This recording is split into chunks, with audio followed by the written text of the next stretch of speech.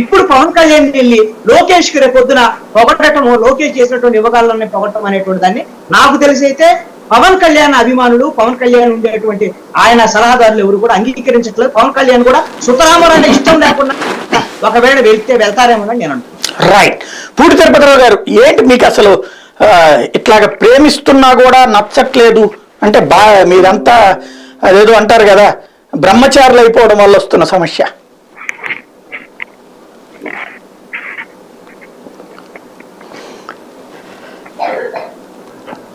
మీ audio మ్యూట్లో ఉంది తిరుపతిరావు గారు, మీ ప్రేమ కూడా అట్లాగే మ్యూట్లో ఉంటుంది. అందరికీ నమస్కారం సాయి గారు. మేము బ్రహ్మచారులం కాదు సార్, అందరము ఒక రకంగా అంటే ఆర్ఎస్ఎస్ ప్రచారకులు ఎక్కువ మంది బ్రహ్మచారులు ఉంటారు కదా, అట్లాగే ఏమన్నా మీ పార్టీ కూడా బ్రహ్మచర్యం తీసుకుందేమని?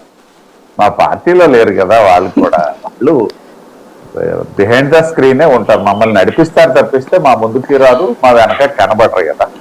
అయితే ఒకటి నాంచుడికి కారణాలు అయితే మాత్రం నేను ప్రధానంగా 2 కారణాలను విశ్లేషిస్తాను ఏదైతే బీజేపీకి సంబంధించిన.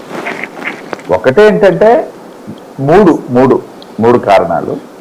ఒకటి ప్రధానంగా ఇవాళ పార్టీ తాలూకా కన్స్ట్రక్షన్ దృష్ట్యా, నిర్ణయాలు తీసుకునే స్థాయి దృష్ట్యా కూడా మాకు ఉన్నటువంటి ఇబ్బందులు. ఉదాహరణకి రేపు నా ముందు కృష్ణాంజనేయులు గారు సుదీర్ఘంగా ఎనాలిసిస్ చేశారు ఏదైతే పవన్ కళ్యాణ్ గారు వస్తారా రారనే విషయం మీద. ఒకవేళ వచ్చినా రాకపోయినా సింగిల్ పాయింట్ డెసిషన్ అయింది. అదేవిధంగా చంద్రబాబు నాయుడు గారు రమ్మనకపోయినా ఆయనది సింగిల్ పాయింట్ డెసిషన్. అవసరమైతే సెకండరీ కేటగిరీలో ఇవాళ లోకేష్ ఉన్నారు కాబట్టి లోకేష్ ఏమన్నా సంప్రదించాలా, లేదు వైసీపీ పార్టీకి సంబంధించిన అంతే కదా జగన్మోహన్ రెడ్డి గారు. మాకు వచ్చినటువంటి మా పార్టీ కన్స్ట్రక్షన్ దృష్ట్యా మా కేంద్ర నాయకత్వం ఏదైనా నిర్ణయం తీసుకుంటే గానీ ఇక్కడ నేను గాని మా రాష్ట్ర అధ్యక్షురాలు పురంధేశ్వరి గారు కానీ మాట్లాడే పరిస్థితి ఉంటుంది జగన్మీతం.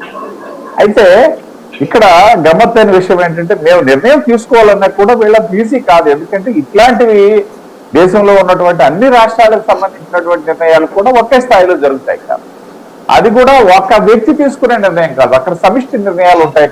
ఒకటి ప్రధానమైనటువంటి. రెండో విషయం ఏంటంటే ఏదైతే మేము జనసేనతో కలిసి ప్రయాణం చేస్తున్నాం, కలిసి ప్రయాణం చేస్తున్నటువంటి సందర్భంలో వాళ్ళు కలిసి ప్రయాణం చేయాలన్నటువంటి ఒక నిర్ణయం తీసుకున్నారు తప్పిస్తే అఫీషియల్ గా అనౌన్స్ చేసుకోలే.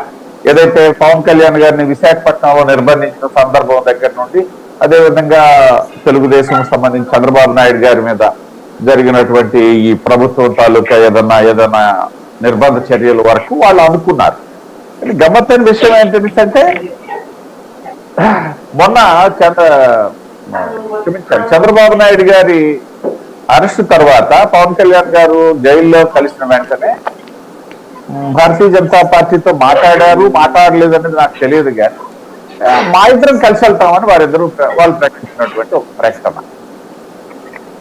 అది ఒక ఆటంకమే.